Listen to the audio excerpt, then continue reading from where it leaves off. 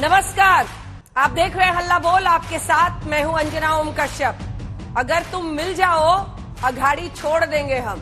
संजय राउत शायराना अंदाज में सब कुछ कहते हैं, लेकिन कुछ यही लबोलवाब है आज उनकी बात का। लेकिन बड़ी खबर के साथ हम बुलेटिन की शुरुआत कर रहे हैं, क्योंकि दो और विधायक शिंदे खेमे में चले गए हैं। जी हाँ, दो और विधायकों के गुवाहाटी पहुंचने की खबर है। शिवसेना के दो और एमएलए गुवाहाटी पहुंचे हैं।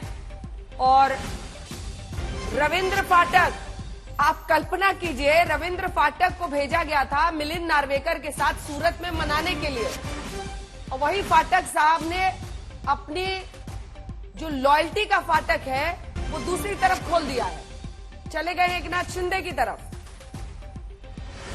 इसे मुसीबतों का सैलाब कहा जाता है, और उसी सैलाब का सामना करना है उद्धव ठाकरे को राजनीति में।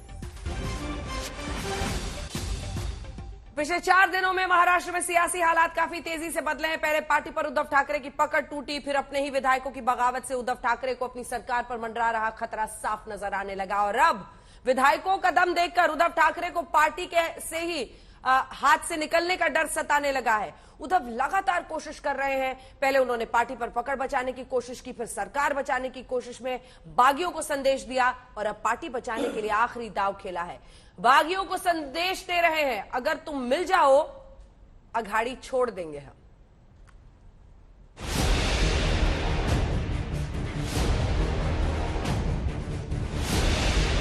1, 2, 3, 4 गिनते जाइए, पूरे 42 हैं।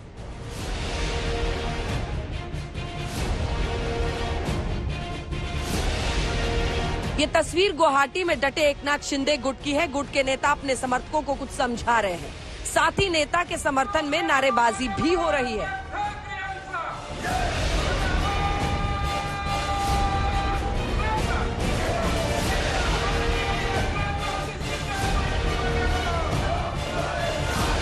एकनाथ शिंदे गुट ने जब ये तस्वीर जारी की तो उद्धव ठाकरे की अगुवाई वाली शिवसेना को दिन का तीसरा बड़ा झटका लगा। पहला झटका उस वक्त लगा था जब शिंदे गुट ने उद्धव ठाकरे को शिकायती चिट्ठी भेजी थी। उद्धव ठाकरे को दूसरा झटका उस वक्त लगा जब शिवसेना की बैठक में आदित्य ठाकरे समेत सिर्फ 13 विधायक पहुंचे। और तीसरा झटका एकनाथ शिंदे के समर्थन में खड़े 42 विधायकों का कुनबा। एकनाथ शिंदे के समर्थकों के वीडियो, एकनाथ गुट की चिट्ठी और अपने समर्थन में डटे आंकड़ों के आकलन के बाद संजय राउत को कहना पड़ा कि अगर ज्यादातर विधायक चाहते हैं तो शिवसेना महाविकास अघाड़ी का दामन छोड़ सकती है। लेकिन उससे पहले गुवाहाटी में डटे शिंदे समर्थकों को मुंबई आकर बात करनी होगी। इथे बसून पत्रव्यवहार करू नका। इथे मोबाईलवर, व्हॉट्सअपवर किंवा अन्य ट्विटरवर आपण पक्के शिवसैनिक आहात, आपण शिवसैनिक असल्याचं सांगताय। त्या सरकारमधून महाविकास आघाडीतून शिवसेना बाहेर पडायला तयार आहे। तुम्ही इथे येण्याची हिंमत दाखवा, समोर उद्धव साहेबांसमोर या आणि भूमिका मांडा। नक्की तुमच्या भूमिकेचा विचार होईल। 24 तासात परत या। एकनाथ शिंदे गुट का दम देखकर शिवसेना वाकई बेदम हो गई। जो संजय राउत अब एमवीए छोड़ने की बात कह रहे हैं, वही चंद घंटे पहले तक ये कह रहे थे कि 20 विधायक उनके संपर्क में हैं। शिवसेना के 40 एमएलए अभी यहाँ मौजूद है। संपर्क में लगभग 20 विधायक है, मैं आपको बताता हूँ। और जब मुंबई में आ जाएंगे तो पूरा खुलासा हो जाएगा। आपने मेरे चेहरे पर देखा है, कोई तनाव है, कोई शिकंज है, कुछ नहीं है। इस प्रकार की जो संकट है, प्रसंग है, तूफान है, उनसे सामना करने का पूरा अनुभव हमको है। हम बाला साहब ठाकरे जी के साथ। बहरहाल संजय राउत के बयान के बाद महाविकास अघाड़ी गठबंधन में हड़कंप मचा है। बीजेपी को सत्ता से रोकने के लिए ये निर्णय ले रहे हैं। हमें बहुत सत्ता की लालसा थी, नहीं ये सब्जेक्ट ही नहीं था। हम रोकने के लिए हम इनमें शामिल है। सीएम भी तुम बनो, डीसीएम भी तुम बनो। आज भूमिका हमारी नेता सोनिया जी ने उस समय भी कही थी। हम महाविकास आघाड़ी के साथ है और हमें मैंडेट यहाँ अपोजिशन का दिया गया है। हम जनता का उस मैंडेट का हमने स्वागत भी किया था और जनता के लिए काम करने की भूमिका कांग्रेस पार्टी की है। हम अपोजिशन में भी रहेंगे तो भी लोगों के लिए काम करेंगे, तो हमें कोई तकलीफ नहीं। साहब के नेतृत्व में हम आज भी महाविकास अघाड़ी में उद्धव ठाकरे जी के साथ में हैं। और अगर जो संजय राउत कह रहे हैं जी, वो बात अगर सही है, उस रास्ते पर वो जाना चाहते हैं, तो वो हमारे नेता पवार साहब के साथ बातचीत करें।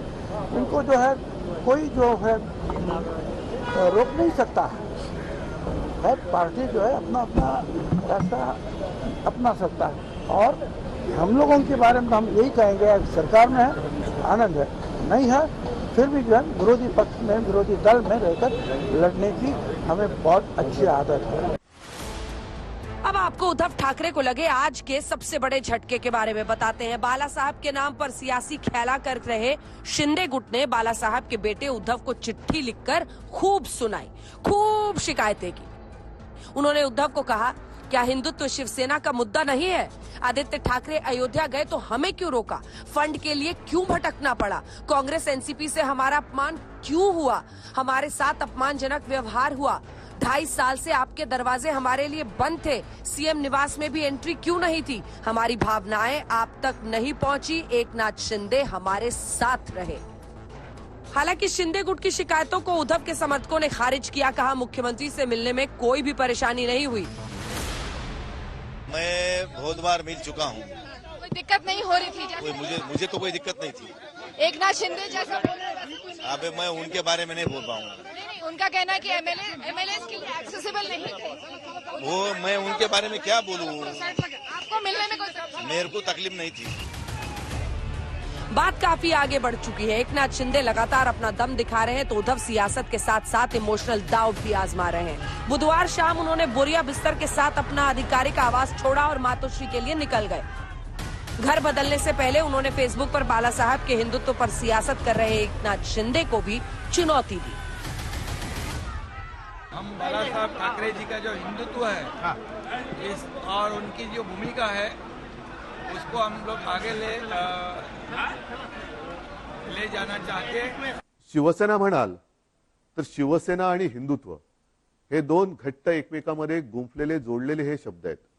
शिवसेना कदापि हिंदुत्वापासून आणि हिंदुत्व कदापि शिवसेनेपासून दूर होऊ शकत नाही। कारण शिवसेना प्रमुखांनी जो एक कानमंत्र दिलेला आहे की हिंदुत्व हा आमचा श्वास है। मुंबई से लेकर गुवाहाटी तक हालात हर पल बदल रहे हैं। मुंबई में बैठकों और मातापच्चियों का दौर है तो गुवाहाटी के होटल से विधायक निकलते भी हैं और होटल में आते भी हैं। अब दोनों खेमे की असली ताकत का पता फ्लोर टेस्ट में ही चलेगा। आज तक ब्यूरो। एक तरफ उद्धव से ढेरों शिकायतें हैं विधायकों की और दूसरी तरफ संजय राउत कह रहे हैं कि अगर तुम मिल जाओ अघाड़ी छोड़ देंगे हम। चलिए बड़ी खबर एक बार फिर से आपको बता दें, क्योंकि एनसीपी की तरफ से ये जानकारी आई है कि बैठक में 3 मुद्दों पर चर्चा हुई है। स्थिति पर नजर रखेंगे, सही समय पर हम फैसला लेंगे, क्योंकि उद्धव ठाकरे के साथ अंत तक लड़ते रहेंगे, ये भी एनसीपी की तरफ से कहा जा रहा है। सभी खास मेहमान हमारे साथ जुड़ रहे हैं। अभिषेक मनु सिंघवी जी नेता कांग्रेस पार्टी के हमारे साथ जुड़ गए। आचार्य प्रमोद कृष्णम जी नेता हमारे साथ कांग्रेस पार्टी के यहाँ स्टूडियो में है। अजय आलोक राजनीतिक विश्लेषक के तौर पर हमारे साथ जुड़ेंगे। आनंद दुबे प्रवक्ता शिवसेना के, प्रवीण कुंटे प्रवक्ता एनसीपी के, अभिषेक त्रिपाठी राजनीतिक विश्लेषक के तौर पर जुड़ेंगे। सीधे लिए चलते हैं आपको। अभिषेक मनु सिंघवी जी हमारे साथ इस वक्त जुड़ रहे हैं। अभिषेक मनु सिंघवी जी, क्या इसे ऑपरेशन लोटस कहना जरूरी है? क्योंकि ये सच है कि सूरत से लेकर गुवाहाटी दोनों ही बीजेपी शासित राज्य हैं, लेकिन यहां तो अंदरूनी लड़ाई है। ये शिवसेना में ही गृह युद्ध है जिसमें उद्धव ठाकरे को ललकार रहे हैं एकनाथ शिंदे, उनके नंबर 2 विधायक चिट्ठी लिख रहे हैं कि टाइम ही नहीं देते थे, मिलते ही नहीं थे, उनकी नाराजगी है। सर अनम्यूट कर लीजिए, ऑडियो नहीं आ रहा। इसमें आवाज आ रही है आपको? जी आ रही है अभिषेक जी। इसमें कोई दो राय नहीं है कि इतनी बड़ी मात्रा में एमएलएस अगर अस्थिर हुए हैं तो इसका पूर्वानुमान बहुत हद तक शिवसेना में होना चाहिए था। मैं ये मानता हूं, शरद पवार जी ने भी पहले कहा है ये। लेकिन जहां तक बीजेपी का सवाल है, मैं नहीं समझता कि इससे ज्यादा कुलीन, गंदी चाल चरित्र चेहरा का जो परिचय दिया है बीजेपी ने, कमल कम से कम कीचड़ से निकल के आसमान की तरफ जाता है, ये तो कीचड़ ही कीचड़ है। यहाँ पर ऑपरेशन लोटस की आप बात कर रहे हैं। लग्जरी बसें, 1 नहीं 2 नहीं 3-3 4-4 हवाई जहाजें, जेट्स, अखिल भारतीय स्तर पर महाराष्ट्र से गुजरात और गुजरात से गुवाहाटी तक नाप देना, 70 रूम्स के रिजॉर्ट्स और लग्जरी होटल्स, ये आप समझते हैं कि क्या ये आसमान से गिरती है सभी ऑर्गेनाइजेशन? आपकी निगरानी मैं कर रहा हूं, जो बीजेपी का अध्यक्ष हूं, आपके साथ जा रहा हूं। बीजेपी शासित प्रदेश के पुलिस फोर्सेस चारों तरफ से घिरे हुए हैं, गुजरात हो या असम हो। अब आपको मालूम पड़ा कि ये इलेक्टोरल बॉन्ड्स की जो औपचारिक रूप से प्रकाशित रूप से सरकार की प्रकाशित आंकड़ा 90% से ज्यादा सिर्फ एक सत्तारूढ़ पार्टी को जाता है। अब आपको मालूम पड़ा उसका इस्तेमाल या दुरुपयोग कहां होता है। ठीक है, लेकिन तो अभिषेक जी, अब इसको आप भूल नहीं सकते। ये राजनीति और हमारे कानूनों और हमारे दल बदल के कानूनों और हमारे जो आप लेक्चर सरमन देते हैं हमेशा स्वच्छ राजनीति के, उसका ऐसा मजाक उड़ाते हैं जिसके लिए 100% बीजेपी ही जिम्मेवार है। दो काउंटर सवाल। ऐसा तो है नहीं सर कि एकनाथ शिंदे ने हेलीकॉप्टर देखे या लग्जरी बस देखे तो बैठ के 40 विधायकों के साथ चले गए। ए बी, अगर आप ये कह रहे हैं कि बीजेपी की वजह से ये सब कुछ हो रहा है, दल बदल कानून तो देखिए नहीं लगेगा ना। अगर 2/3, look at the number sir, 2/3 से ज्यादा 37 या 42 के आसपास का वो दावा कर रहे हैं, दोनों पर आपका जवाब। मैंने शुरुआत ही की बोल के कि मैं इसका पूर्वानुमान निश्चित रूप से शिवसेना को होना चाहिए था। इस पे कदम उठाने चाहिए थे। उस हिसाब से कांग्रेस भी एक प्रकार से परिधि पे खड़ी है, बाउंड्री पे खड़ी है, और एनसीपी भी बाउंड्री पे खड़ी है। यद्यपि हम पूरी तरह से समर्थन करते हैं उद्धव ठाकरे जी के गुट को, लेकिन इसके बावजूद जो मैंने आपको बताया गंदी राजनीति, उसको आप छुपा नहीं सकते। बीजेपी उसको अवॉइड नहीं कर सकती। बार बार ये नहीं कह सकती कि हम तो अनभिज्ञ हैं। जहां तक दल बदल कानून का सवाल है, वहां भी मैं आपको बता दूं कि दल बदल कानून में निश्चित रूप से 100% ये निष्कासित होने के लिए लायबल हैं। लेकिन हम जानते हैं कि दल बदल कानून में एक कंप्लेंट होनी पड़ेगी, एक नोटिस जाना पड़ेगा। मैं कह रहा हूं अगर पूरा 37 का नंबर नहीं हुआ तो मैं उस बात की बात कर रहा हूं। अगर वो क्रॉस कर गए तो बिल्कुल दल बदल कानून अप्लाई नहीं फोटो है सर सामने, फोटो अगर वो क्रॉस जी नहीं, मैं कुछ और कह रहा हूं। अगर वो क्रॉस नहीं भी करते हैं तो भी हमारी कानूनी प्रक्रिया में एक कंप्लेंट होनी पड़ती है। उसके बाद माननीय स्पीकर को नोटिस देना पड़ता है, उसके बाद सुनवाई करनी पड़ती है। तब तक तो ये खेल बदल जाता है। ये दल बदल कानून का बहुत बड़ा एक कमजोरी है, ये मैं कह रहा हूं। अगर उनका वो फिगर हो गया 2/3 का, तब तो ये प्रश्न नहीं उठता। तीसरा, हम किस प्रकार से खिलवाड़ करते हैं कानून में, ये भी हो सकता है इस केस में। ये हुआ है पहले कई बार, मैं खुद पेश हुआ हूं। आप कई लोग इस्तीफा दे दीजिए, 100 का आंकड़ा जो सामूहिक रूप से है एमएलए का, वो हो जाता है 75 का, पूरी हाउस का, सदन का साइज, उसमें आपका बहुमत बढ़ जाता है। और चुनाव के बाद आप वही लोगों को मंत्री बना दीजिए, 6 महीने बाद पुनः निर्वाचित हो जाइए। तो ये सब खेल खिलवाड़ से मैं समझता हूं सही आपका चेहरा मालूम पड़ता है। ठीक है, जहां तक आंकड़ों का सवाल है, ठीक है, अगर हो जाते हैं फोटो है 42 की, तो फोटो भेजी है उन्होंने और उसमें वीडियो भी जारी किया है, फोटोज भी जारी किए हैं सर। 42 है, गिनती हम दिखा रहे हैं। लेकिन अब मैं सबसे बड़ा सवाल आपसे पूछने वाली हूँ सर जी, और मुझे उम्मीद है कि आप ईमानदारी से उसका जवाब देंगे। क्या आपको लगता है कि उद्धव ठाकरे को ऐसी स्थिति में इस्तीफा देना चाहिए? मैं नहीं समझता कि उद्धव ठाकरे ने एक भी चीज गलती की है अभी तक, सिवाय इसके कि उनको और उनकी पार्टी को पूर्वानुमान नहीं था। अगर जो भी असंतोष की डिग्री थी उसका, उद्धव ठाकरे इसमें किसी रूप से दोषारोपी नहीं हो सकते। लेकिन क्या ये कमजोर नेतृत्व नहीं है?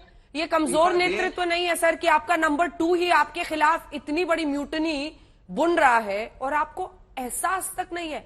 आप सोचिए सर, कल जिस रविंद्र फाटक को भेजा था सूरत में मनाने के लिए, आज वो खुद ही गुवाहाटी में जाकर शिंदे गैंग में जुट गए। देखिए, ऐसा है, ऐसी बात नहीं है कि एहसास नहीं है, एहसास जरूर था, लेकिन इसका डिग्री और इसकी व्यापकता का एहसास नहीं रहा होगा। मैं मानता हूं, मैंने तो कहा कि इससे ज्यादा क्या कह सकते हैं, और इसीलिए शायद सरकार गिर सकती है, इसीलिए सरकार बदल सकती है।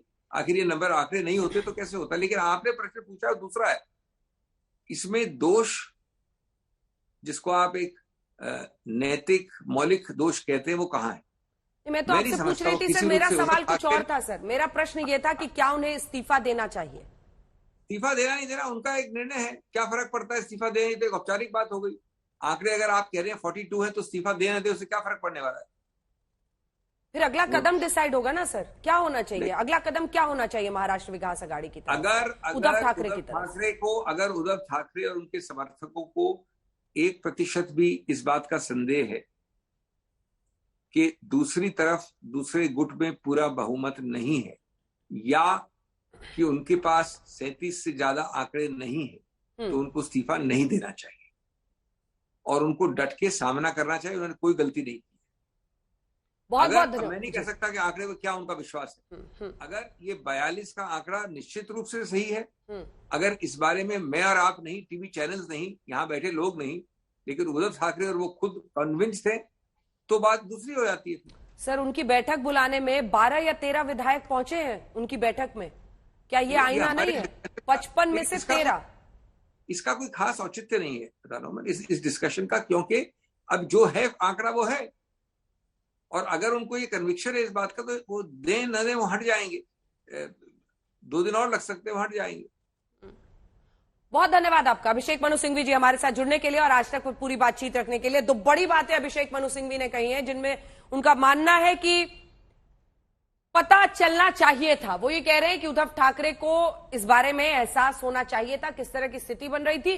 दूसरी तरफ वो ये भी कह रहे हैं कि उन्हें इस्तीफा देने की जरूरत नहीं है। अगर इतने विधायक नहीं है तो 1-2 दिन में जो भी निर्णय होना होगा सरकार गिनने का वो हो जाएगा। आइए आपका परिचय खास मेहमानों से एक बार फिर से कराते हुए सीधे अजय आलोक के पास जाते हैं। अजय आलोक जी, जवाब दीजिए उनकी बातों का। अजय आलोक जी, वो कह रहे हैं कि बीजेपी का गंदा गेम है ये। मैं तो ये कह रहा हूं और सुन रहा था मैं सिंघवी साहब को, वो कह रहे थे कि उद्धव जी को पता रहना चाहिए था। तो ये मानते हैं कि कहीं ना कहीं उद्धव जी में दूरदर्शिता की कमी थी, अपरिपक्वता थी। तो अगर ये दोनों चीज थी तो कांग्रेस पार्टी जो 60 साल से इस देश में राज कर रही थी, क्या सोच के उद्धव जी के हाथ में सत्ता सौंपी थी? एक अपरिपक्व गैर दूरदर्शी आदमी के हाथ में महाराष्ट्र सौंप दिया। मैं ये क्यों ना कहूं कि कांग्रेस पार्टी के कारण ही सब जो भी हास हुआ है शिवसेना का, वो कांग्रेस पार्टी उसके कारण है। अपने मूल मुद्दों से भटक गई। जब सावरकर की वहां पे बेइज्जती हो रही थी तो शिवसेना चुप रहती थी।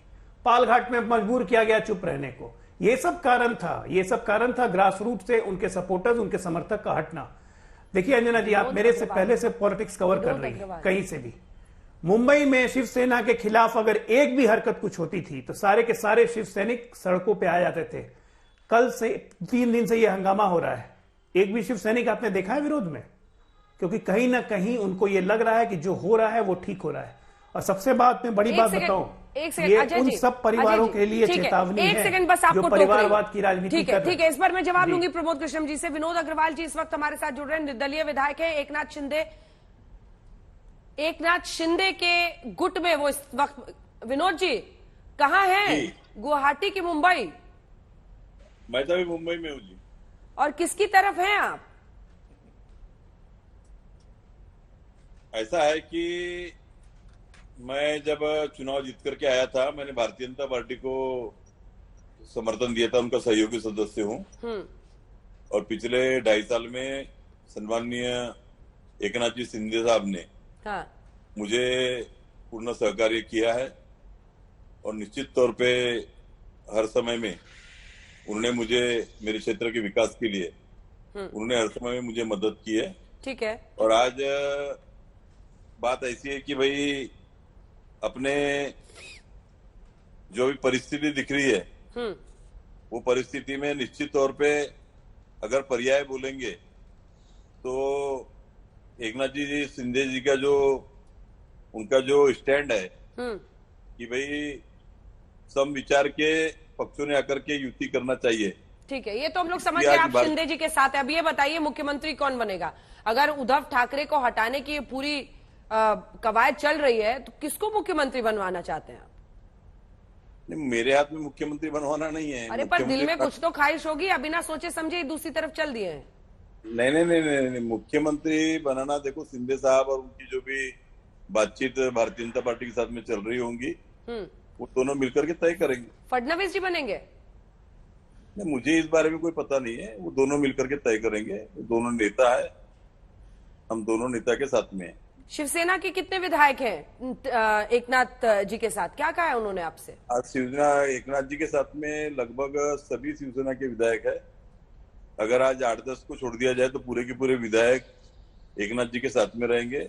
और मुझे पूर्ण विश्वास है कि आने वाले समय में जो सांसद भी है, आज वो भले ही सामने ना आ रहे होंगे लेकिन आने वाले समय में सांसद भी बहुतांश ये सब एकनाथ जी के साथ में रहने वाले हैं, क्योंकि भारतीय जनता पार्टी और शिवसेना की नेचुरल युति हो सकती है और शिवसेना कांग्रेस राका की ये नेचुरल युति नहीं हो सकती। 2.5 साल में हमने देखा है कि भाई बहुत बड़ा अन्याय शिवसेना के निश्चित तौर के ऊपर में सभी। हाँ ठीक है, सारे ज्ञान चक्षु 2.5 साल के बाद खुले हैं, ठीक है। चलिए एक सवाल और मैं आपसे पूछना चाहती थी, ये बताइए कि अगर 37 नहीं हुआ तो उनके लिए बहुत मुश्किल स्थिति होगी। आप जैसे विधायक सब तैयार हैं, आप तो खैर निर्दलीय हैं। तभी मैं तो निर्दलीय हूँ, 37 के ऊपर में आंकड़ा पहुंच चुका है, सब लोग साथ में है। हाँ। और निश्चित तौर के ऊपर में आपको मैं बता देना चाहता हूँ कि तो आप क्यों नहीं जा रहे हैं गुवाहाटी? प्लेन नहीं पकड़ रहे हैं? मुंबई में सेफ है आप, वहां क्यों लेके जा रहे हैं वो बार? बस नहीं, मैं गुवाहाटी भी जाऊंगा, गुवाहाटी जाने और नहीं जाने से कोई विषय नहीं आता, लेकिन हम सब लोग सब साथ में हैं। अग्रवाल जी बस ये समझना चाह रही थी कि आप मुंबई में सेफ हैं और बाकी को वो गुवाहाटी ले जाकर होटल में सुरक्षित रख रहे हैं, तो ये समझ नहीं आया मामला। नहीं, मेरे यहाँ पर थोड़े लोकल कल पॉलिटिक्स है, मेरे यहाँ पर जिला परिषद वगैरह की जो थोड़ी चुनाव वगैरह थे। मतलब टिकट कटा लिया है गुवाहाटी का? निश्चित तौर पे हम एकनाथ जी के साथ में भी है, देवेंद्र जी के साथ में भी है, सब मिलकर के हम काम करेंगे। ठीक, बहुत धन्यवाद आपका हमारे साथ जुड़ने के लिए। नाना पटोले इस वक्त कांग्रेस की मीटिंग के बाद बोल रहे हैं, आ रही हूँ तमाम मेहमानों के पास, जल्दी से सुना। माध्यमातून चाललेलं आहे, महाविकास आघाडीचं सरकार हे कंटिन्यू चालेल आणि 5 वर्ष पूर्ण करेल। तुम्ही म्हणताय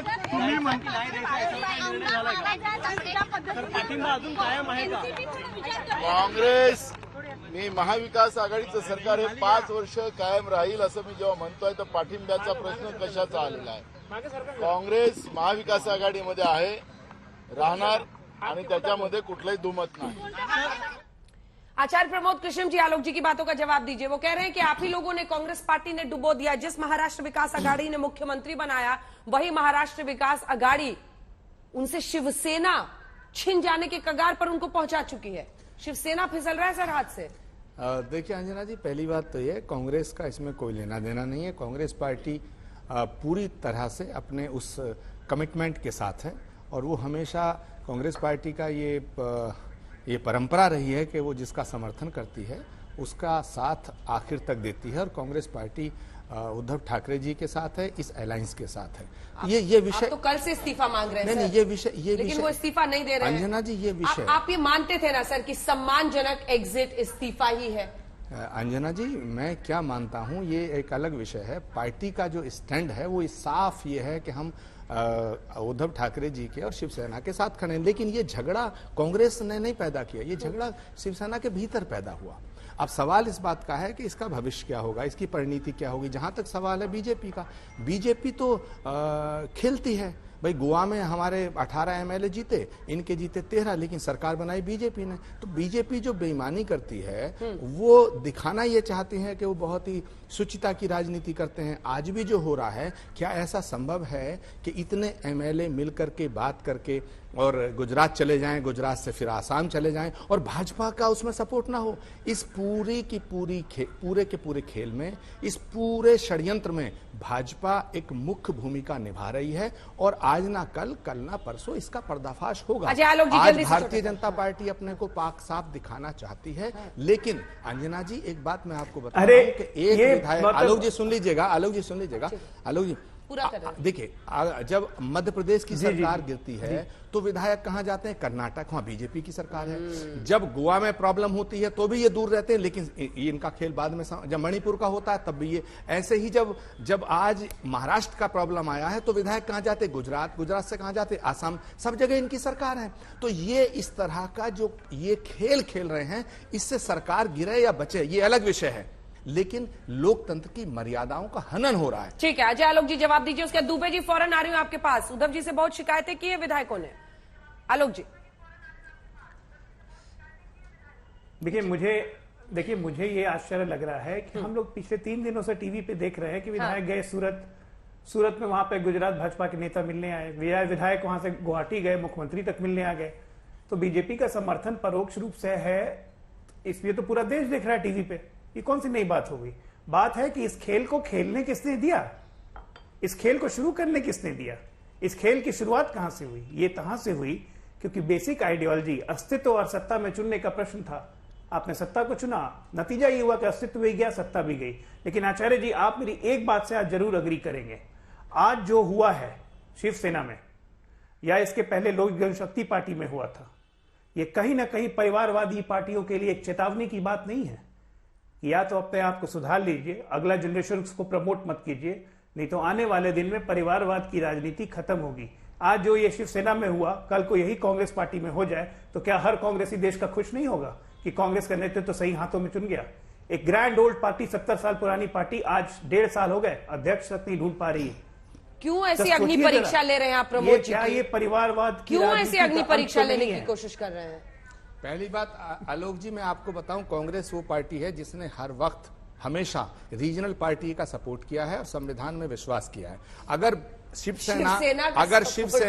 शिवसेना बीजेपी के साथ खड़ी थी और शिवसेना को सम्मान नहीं दिया जा रहा था, तो कांग्रेस पार्टी ने अपनी विचारधारा से की सीमा से आगे जाकर के उद्धव ठाकरे जी को मुख्यमंत्री बनाने में सहयोग दिया और मुख्यमंत्री बनाया। जिस बाला साहब ठाकरे के परिवार को बीजेपी ने बेइज्जत किया, अपमानित किया, उस बाला साहब ठाकरे का और ठाकरे परिवार का सम्मान किसने रखा? कांग्रेस ने। तो ये क्या गलत बात थी? अगर कांग्रेस ने वहां पर शिवसेना का समर्थन कर दिया, लेकिन आपको उसी दिन से प्रॉब्लम थी। क्यों प्रॉब्लम थी? क्योंकि आप चाहते थे कि पूरे देश के अंदर हिंदुत्व के ऊपर आपका झंडा फहराता रहे, और शिवसेना एक वो पार्टी है जो हिंदुत्व में आपकी भागीदारी उसमें वो छीनना चाहती थी। जो हिंदुत्व की जो पिच है, राजनीतिक पिच जो हिंदुत्व की है, उस पे आप अपना कब्जा चाहते हैं। तो शिवसेना को डैमेज करना चाहते थे, और आपका ये षड्यंत्र बहुत दिन से चल रहा था, जो अब मुझे लग रहा है कामयाब हो जाएगा।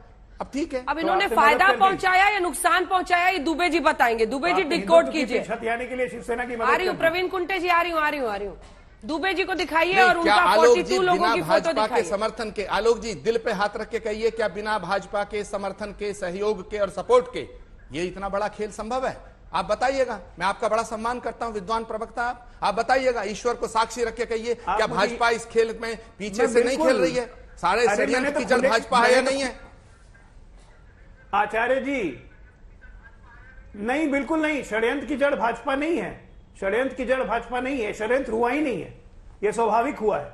और जहां तक भाजपा के सपोर्ट की बात की, तो 3 दिन से देश पिक्चर में देख रहा है। गुवाहाटी में मुख्यमंत्री तक मिलने गए। ठीक है, चलिए दुबे जी के पास चलते हैं। दुबे जी, पूरा देश देख रहा है, तो इसमें दुबे जी आप रोज वीडियो प्रमाण, फोटो प्रमाण मानते थे, अब तो 42 का आ गया है। पूरा का पूरा कुनबा निकल चुका है शिवसेना से। अब बताइए कि आचार्य जी की पार्टी ने फायदा पहुंचाया या नुकसान कर दिया? अंजना जी नमस्कार। देखिए, संकट के बादल तो छाए हैं, लेकिन जिस प्रकार से उम्मीद लोग कर रहे थे कि वज्र गिरेगा, बिजली गिरेगी, ऐसा कुछ नहीं है। ये जो 42 विधायक इस समय गुवाहाटी में बैठे हैं, उसमें से 35 विधायक ही इलेक्टेड हैं, बाकी सब शिवसेना से इलेक्टेड हैं, बाकी सब अपक्ष हैं। तो 37 मैं लौट रही हूँ सर आपके पास, मैं लौट रही हूँ, फौरन लौट रही हूँ। आप ही अपनी बात पूरी कीजिएगा। केंद्रीय मंत्री रामदास आठवले जी इस वक्त हमारे साथ जुड़ रहे हैं, जिनकी पार्टी बहुत सक्रिय है इस वक्त महाराष्ट्र में, और वो केंद्र में एनडीए में हिस्सा है और मंत्री भी हैं सरकार में। रामदास जी, आप बीते दिन से कह रहे हैं कि अब देवेंद्र फडणवीस का टाइम आ गया है, क्यों कह रहे हैं आप ऐसा? हाँ, मतलब अंजना जी, अभी ऐसा है कि शिवसेना की हालत बहुत बड़ी खतरनाक हो गई है, और एकनाथ शिंदे जी ने बहुत बड़ा झटका शिवसेना को दे दिया है। मैं लगातार बोलता रहा था कि भाई बीजेपी शिवसेना ने आरपीआई ने एक साथ रहकर ही सरकार स्थापित करनी चाहिए, लेकिन 19 में इन्होंने हमारा तो सुना नहीं। ये मतलब बीजेपी को छोड़कर, बीजेपी को तो धोखा देकर ये लोग कांग्रेस और एनसीपी के साथ चले गए। अभी एकनाथ शिंदे ने इनका खोखा कर दिया है, और शिवसेना के 42 एमएलए तो अभी टूटे हैं, और भी 4-5 एमएलए टूटने की संभावना है। बहुत सारे एमएलए में काफी नाराजगी थी, और इसीलिए मुझे लगता है कि मैंने 2.5 साल के फॉर्मूले पर भी मैंने बोला था कि भाई अभी 2.5 साल पूरे हो रहे हैं, आप सत्ता में मतलब मुख्यमंत्री पद देवेंद्र फडणवीस जी को दे दीजिए, लेकिन ये सुनने के लिए तैयार नहीं थे। तो अभी तो मतलब उनकी हालत बहुत बड़ी बुरी हो गई है शिवसेना की, और एकनाथ शिंदे ने मतलब एक जो बंड नहीं है, तो उसको महाबंड बोलना चाहिए, उन्होंने महाबंड किया है, और शिवसेना को सत्ता से बाहर करने का काम एकनाथ शिंदे ने किया है। अंजना जी। उद्धव ठाकरे तो कह रहे हैं कि वो इस्तीफा नहीं देंगे सर। हाँ, उद्धव ठाकरे जी कह रहे हैं तो कि वो इस्तीफा इस्तीफा नहीं नहीं देंगे देंगे, तो तो ऐसा नहीं कि इस्तीफा आप लोग उनको पकवान ही दे- बनाते रह जाएं सर, कुछ हो ना पाए। नहीं, अगर वो इस्तीफा नहीं देंगे तो अभी हाउस में जाकर हम मेजोरिटी दिखाएंगे और उनको मतलब माइनॉरिटी में आने के बाद इस्तीफा देना पड़ेगा। अभी ना भी दे, लेकिन जब हमारी मेजोरिटी की लिस्ट राज्यपाल जी के पास जाएगी और हमारे पास कम से कम 169 एमएलए की संख्या है, हो रही है, जब पत्र राज्यपाल जी के पास जाएगा और उसके बाद जब हाउस में हम मेजोरिटी दिखाएंगे तो ऑटोमेटिकली उद्धव ठाकरे जी को रिजाइन देना पड़ेगा और मेजोरिटी दिखाने के बाद देवेंद्र फडणवीस जी को निमंत्रण देने का काम हो जाएगा। सर, पर मेजोरिटी दिखाने के लिए मुंबई आना पड़ेगा। अभी तो छिपते फिर रहे ना एक नाथ शिंदे, पहले सूरत गए, बीजेपी शासित राज्य, अब गुवाहाटी चले गए हैं, बीजेपी शासित राज्य, वहां घूमने तो गए नहीं है। तो अब उनको अगर सदन में बहुमत साबित करने, मतलब नो कॉन्फिडेंस मोशन का सामना कराना है, तो मुंबई आए ना। ये भागते क्यों फिर रहे हैं विधायकों के साथ, क्यों छुपाना पड़ रहा है? हाँ तो नहीं, मुंबई आएगी ना, छुपाने का क्या मतलब है? और भी एमएलए पर बढ़ाने हैं। शिवसेना के पास खाली 4-5 एमएलए रहेंगे, बाकी और भी 6-7 एमएलए इनके साथ आ सकते हैं और ये आएंगे, मुंबई तो आएंगे। वहां क्या रहने के लिए तो थोड़ा ही गए, अपने सभी एमएलए को संभालने के लिए उधर गए हैं और उधर की आसाम की हवा खाकर, अभी गुजरात की हवा खाने के बाद वो मुंबई की हवा खाने के लिए आएंगे। बदली हुई हवा जो है, बदली हुई हवा देखने के लिए वो इधर आएंगे, तो 2-4 दिन के अंदर इधर आएंगे, आसाम देखकर। बदली हुई हवा देखने गए हैं या उद्धव ठाकरे की हवा निकालने के लिए गए हैं? बड़ा सवाल तो ये है ना आठवले जी, कि अल्टीमेटली नंबर्स और सदन में ही सब कुछ होगा। आज हॉर्स ट्रेडिंग से लेकर तमाम संगीन इल्जाम लग रहे हैं बीजेपी पर। मुख्यमंत्री हेमंत बिस्वा शर्मा असम में बाढ़ का काम छोड़कर वहां पर उनसे मिलने जाते हैं। ये सब सवाल पूछेंगे। अगर इनसे बचना है तो जाइए सदन में। अगर आपको भरोसा है कि ये विधायक आपके साथ है, कोई दबाव नहीं है, कोई लालच नहीं है, तो फिर सदन में ही तो तय होगा ना सर कि कौन मुख्यमंत्री कौन नहीं। ये गलत जाता है ना सर, मैसेज गलत जाता है। अगर हाँ नहीं, ठीक है ना, वो जाएंगे ना। मतलब अभी जिस तरह इन लोगों ने भी अपने एमएलए होटल में रखे थे, सभी लोगों ने अपने अपने एमएलए, जब राज्यसभा का चुनाव था, विधान परिषद का चुनाव था, तब अपने अपने होटल में सभी लोगों ने अपने एमएलए रखे थे। अभी यहाँ की हवा खाने के बाद, उद्धव ठाकरे जी की हवा निकालने के बाद फिर बीजेपी की हवा भरने के लिए और उनकी सरकार लाने के लिए जाएंगे। अभी प्लानिंग करके उधर जाएंगे, वहां तो थोड़ा ही रहेंगे।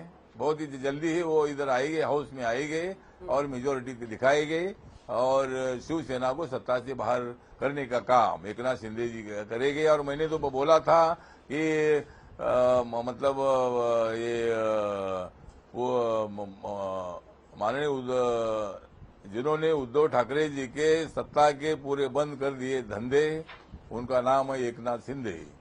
और एक नाथ शिंदे जी ने ये काम किया है और ये बाला साहब ठाकरे के सच्चे बंदे, ये तो सब है बाला साहब ठाकरे के सच्चे बंदे। अब वो नहीं रहे अंधे, तो मतलब ये अंधे नहीं रहे, इसीलिए उन्होंने शिवसेना को धक्का दे दिया है, झटका दे दिया है और एक बहुत ही बड़ा निर्णय एक नाथ शिंदे जी ने ले लिया है। मंत्री जी, एक नया ऑफर आया है शिवसेना की तरफ से इन विधायकों को। कह रहे हैं अगर तुम मिल जाओ अघाड़ी छोड़ देंगे हम। हाँ बोलो।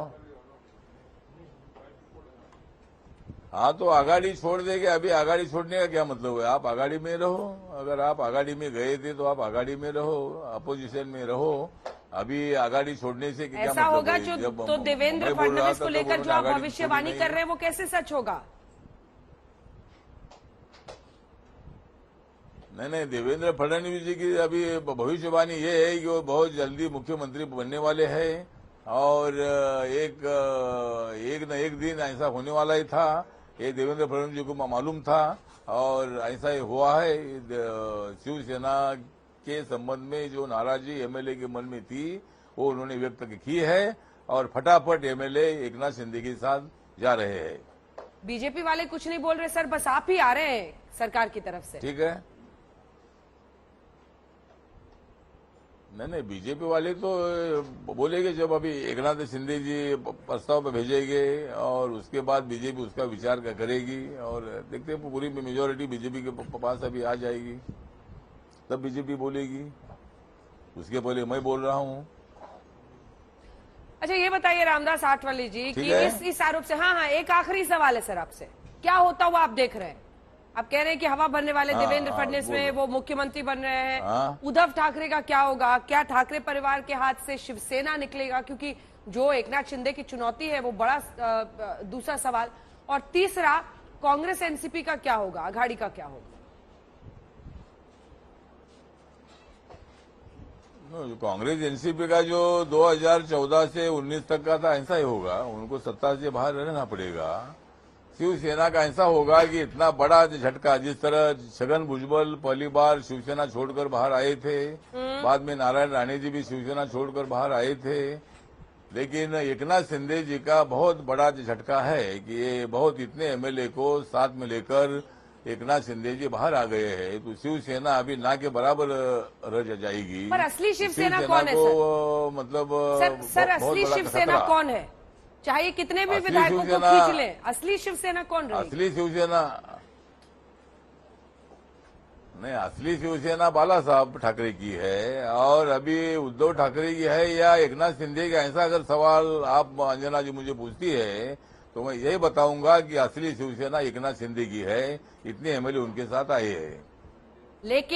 लेकिन संविधान के मुताबिक आप चलेंगे तो आपको एक नई पार्टी बनानी पड़ेगी। देखिए, शरद पवार भी कांग्रेस छोड़ के गए, अपनी पार्टी बनानी पड़ी, और यहां पर भी वो जब करेंगे, अब अगर चुनाव आयोग से तय होता है, अगर वो सिंबल ले लेते हैं, सब कुछ ले लेते हैं, तभी तो शिवसेना वो रिटेन कर पाएंगे। पेचीदा है मामला आठवले जी। हाँ तो ठीक है ना। तो अभी शिवसेना वैसे पक्ष प्रमुख के नाते उद्धव ठाकरे जी है ही है, लेकिन अभी एकनाथ शिंदे जी इतने एमएलए को लेकर बाहर आए हैं तो उनको ऑटोमेटिकली राज्य की मान्यता में मिलेगी। इतने एमएलए है, इतने एमएलए 15 एमएलए होते हैं तो मान्यता मिलती है स्टेट की। अभी उनके साथ 42 से 43 एमएलए है, तो ऑटोमेटिकली एक शिवसेना अलग नाम देंगे कोई शिवसेना रखकर, और वो मतलब पार्टी अलग रजिस्टर करेंगे और उनको ऑटोमेटिकली मान्यता मिलेगी, उनको तो सिंबल भी मिलेगा। तो असली शिवसेना एकनाथ शिंदे की है, ऐसा मेरा मानना है। बहुत बहुत धन्यवाद आपका रामदास आठवले जी, केंद्रीय मंत्री हमारे साथ आज तक पर लाइव थे, जो ये मान रहे हैं कि एकनाथ शिंदे ने बड़ा काम किया है और देवेंद्र फडणवीस आने वाले वक्त में मुख्यमंत्री बनेंगे, ये भी कह रहे हैं। धन्यवाद आपका हमारे साथ जुड़ने के लिए। दुबे जी अपनी बात पूरी कीजिए। आप देख रहे हैं क्या माहौल बन रहा है चारों तरफ? देख रहा हूं अंजना जी, समय इतना खराब है कि मेरे खाते का समय भी कोई और ले गया। खैर कोई बात नहीं, समय बड़ा बलवान होता है प्रभु। हाँ बता रहा हूँ। देखिए, जो 42 एमएलए हैं उनके साथ, उसमें से 7 जो हैं अपक्ष हैं, 35 ही जो हैं शिवसेना के सिंबल पर चुनकर आए हैं। 37 का आंकड़ा भी उनके पास नहीं। तो रुकिए, और आज दो घटनाक्रम एक सेकंड काउंटर क्वेश्चन, फिर 13 ही क्यों आए आज जो बैठक आप लोगों ने बुलाई थी? 17 लिस्ट है मेरे पास। देखिए, तो अभी 17 भी आते हैं तो फिर बाकी कहाँ है?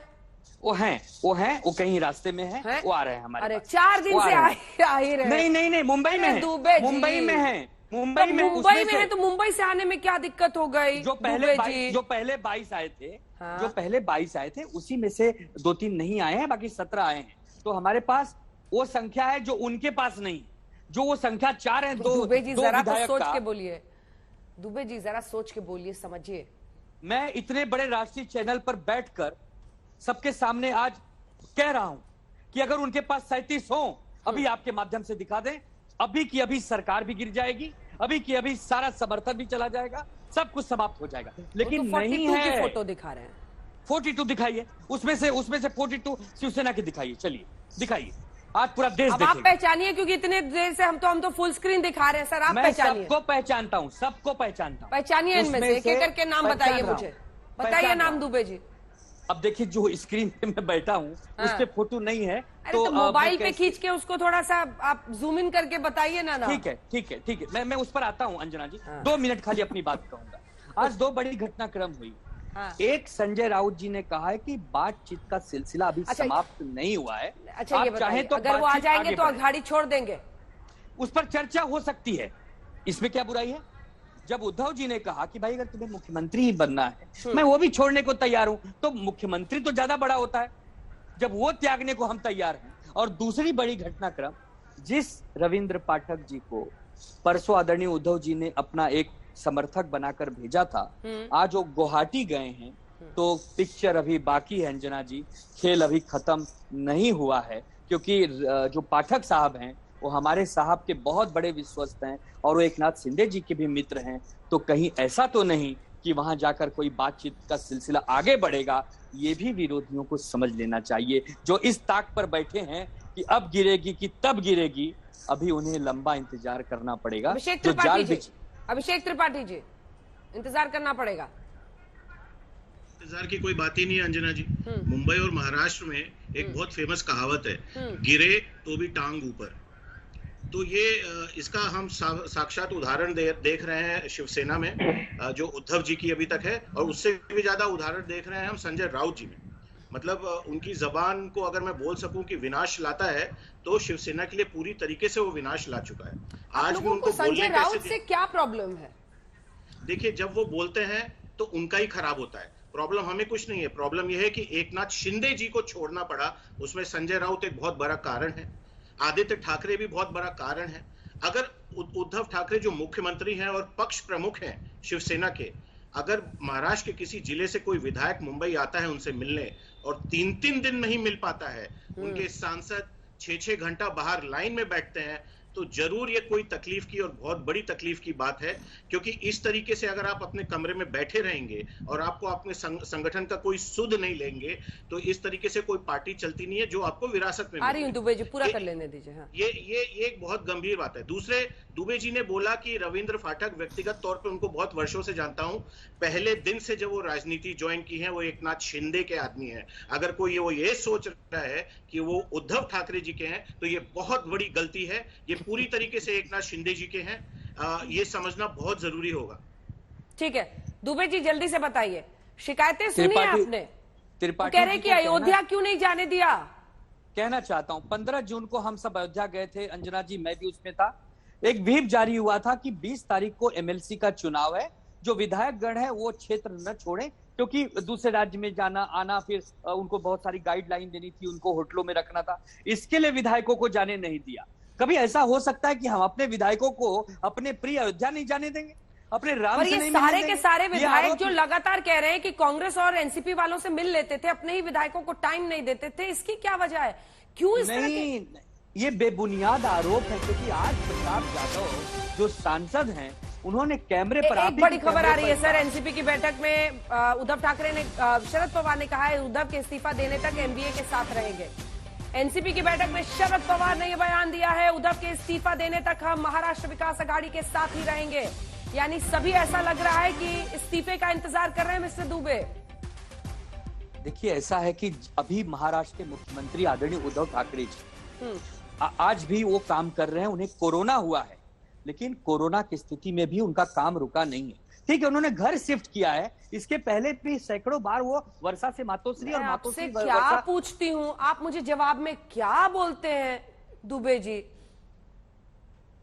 पूछिए अंजना जी, सॉरी, पूछिए आप क्या पूछ रहे थे? सर जो आप सोचते रहते हैं वही बोलते हैं। नहीं पूछिए, नहीं पूछिए, आप क्या पूछ रहे थे? सर मैंने कहा शरद पवार ने बैठक में कहा है कि जब तक इस्तीफा नहीं देते हैं उद्धव ठाकरे, तब तक हम महाराष्ट्र विकास अघाड़ी के साथ रहेंगे। अच्छा। और मैंने क्या ऐसा लग रहा है कि सब इस्तीफे की ओर इशारा कर रहे हैं। नहीं, महाराष्ट्र के मुख्यमंत्री उद्धव जी हैं, कोई इस्तीफे की तरफ इशारा नहीं कर रहा है। अगर इशारा करना होता तो शरद पवार जी आदेश दे देते, क्योंकि वो हमारे अग्रज हैं, हमारे वरिष्ठ हैं। वो कह देते कि उद्धव जी, मैंने ही आपकी सरकार बनाई थी, मैंने ही आपको सीएम के लिए प्रोत्साहित किया था, अब मैं ही कह रहा हूं आप इस्तीफा दे दीजिए, अब ये स्थिति ज्यादा बद से बदतर होते जा रही है। लेकिन ऐसा तो उन्होंने नहीं कहा, बल्कि उन्होंने आत्मबल बढ़ाया।